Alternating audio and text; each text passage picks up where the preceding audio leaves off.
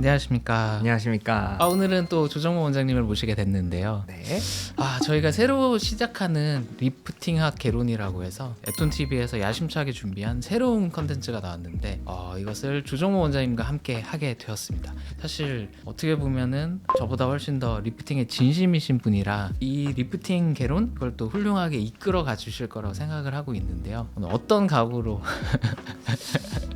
일단 뭔가 되게 갑자기 쉽게 생각했는데 갑자기 어깨가 무거워지는데, 사실 리프팅은 성형외과 수술의 꽃이죠. 물론 이제 가슴 수술도 꽃이고 꽃이고 꽃을 다 다루고 계시군요. 다 꽃인데, 어쨌든 리프팅은 모든 사람한테 공통적으로 관심이 될 수밖에 없는 것 같아요. 케인즈가 그랬죠. 모든 사람은 결국 죽는다. 제가 보기에는 성형외과적으로 봤을 땐 모든 사람은 결국 늙는다거든요. 제가 즐겨하는 가슴 수술은 이렇게 필요로 하시는 분들도 있고 관심이 없으신 분들도 있어요. 그런데 나이가 조금 들어가시는 모든 분들은 노화에 대해서 관심을 가지시는 것 같아요. 외모가 또 중쟁형인 시대에 또 나를 위한 여러 가지들을 챙길 때, 사실 옛날에 이렇게 얼굴을 꾸미고 이런 것들은 부정적인 인식이 많았거든요. 근데 요즘은 이런 얼굴의 노화를 예방하고 뭔가 이렇게 좋아지게 하는 것이 일종의 자기 개발로 분류가 되기 시작한 것 같아요.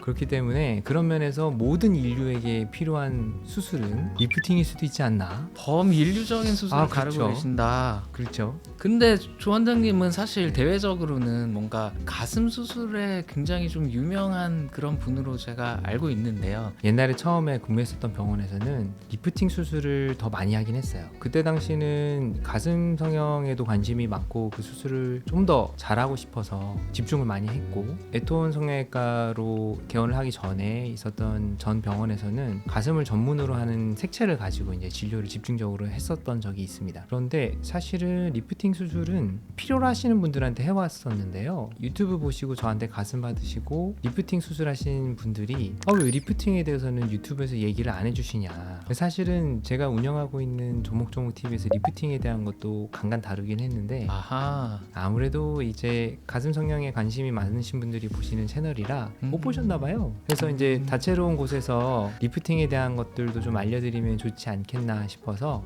리프팅하고 관련해서 좀 체계적으로 알려드리는 것을 우리 애톤TV 애청자분들을 위해서 준비해보자 하는 것이. 그리고 어떻게 보면은 원장님 스스로 하고 싶으셨던 것도 물론 있겠지만 워낙 요구가 많아서 그렇게 시작했다고 볼 수가 있네요. 그렇죠. 네. 그러면 저희 병원이 일단 아시는 분들은 아시겠지만 리프팅에 되게 강점이 있는 병원으로 저는 생각하고 있는데, 혹시 저희 병원의 리프팅의 특장점이라면 어떤 게 있을까요? 실제로 이제 저 같은 경우 학회 활동을 많이 하니까 학회 발표에 나오는 주제들, 그러면 이제 대충 올해의 트렌드가 무엇인지, 그리고 우리 현재 K-뷰티라고 일컬어지는 한국 성형의 수준이 어느 정도인지가 좀 보이는데, 왜냐하면 이제 잘하시는 분들이 잘하시는 사진이랑 잘하는 수술법으로 이렇게 일종의 자랑하는 자리이기도 하잖아요, 학회라는 것이.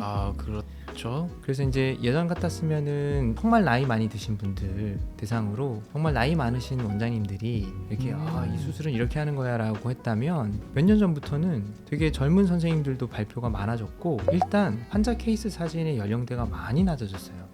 리프팅을 받으시는 분들이 예전보다 훨씬 더 낮아졌군요, 연령이. 그렇죠. 게다가 이제 그렇게 받을 수 있는 이유는 제가 봤을 때 수술 술기의 발전이라고 볼 수 있는데, 이게 많이 늘어진 분들을 그냥 확 당기는 것은 어떻게 보면 또 쉽게 생각할 수 있는 부분이 있어요. 그런데 나이가 아주 많지 않으신 분들인데 미세하게 이것을 디테일을 다루면서 티가 많이 나지 않게, 흉터가 많이 나지 않게 수술하는 것은 사실 상당히 기술이 필요한 부분이거든요. 그렇기 때문에 이제 다들 그런 부분들에 대한 술기가 많이 올라왔다. 근데 이제 저희 병원이 가지고 있는 장점은, 제가 생각했을 때는 저희가 이제 기본적으로 눈, 코 수술이나 다른 수술들을 같이 다 잘하는 병원인데, 사실 리프팅 하시는 분들은 리프팅만 받으시는 거 가지고 완전히 해결이 되지는 않잖아요. 저희는 이제 리프팅 수술을 받으면서 이마 리프팅을 동시에 받을 수도 있고, 눈처짐이나 하안검에 문제가 있는 것을 동시에 한 번의 수술로 같이 할 수 있는데, 사실 이제 여러 가지 수술을 한 번에 짧은 시간 안에 순서에 맞춰서 하는 것도 저는 굉장한 노하우가 필요하다고 생각을 하는데, 그런 부분에 있어서 저희 병원이 다른 리프팅만 하는 전문 병원보다 더 더 장점이 있다라고 생각을 합니다. 그러니까 뭐 정리하자면 사실 안티에이징이라는 수술의 범위가 있고 그 중에 리프팅도 있는데 눈이라든지 기타 등등 다른 안티에이징도 함께 할 수 있기 때문에 이렇게 토탈로 관리가 된다 이런 말씀이시군요. 그렇게 생각하는 거죠. 리프팅 수술도 사실은 다른 부위를 조화롭게 해서 조금씩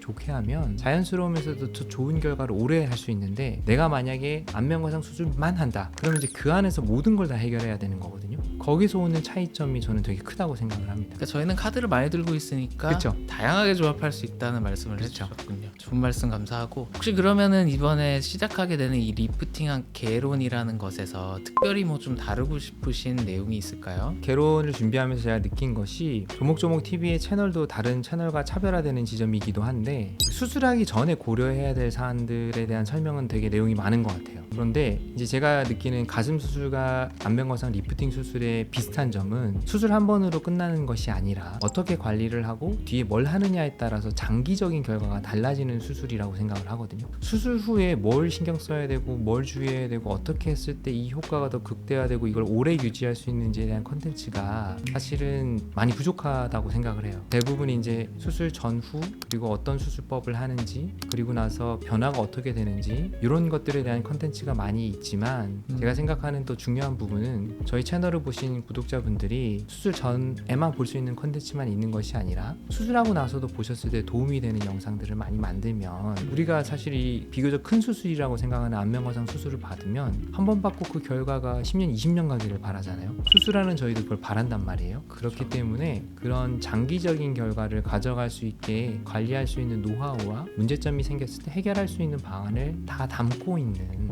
걸 하고 싶은 거죠. 알겠습니다. 원대한 계획.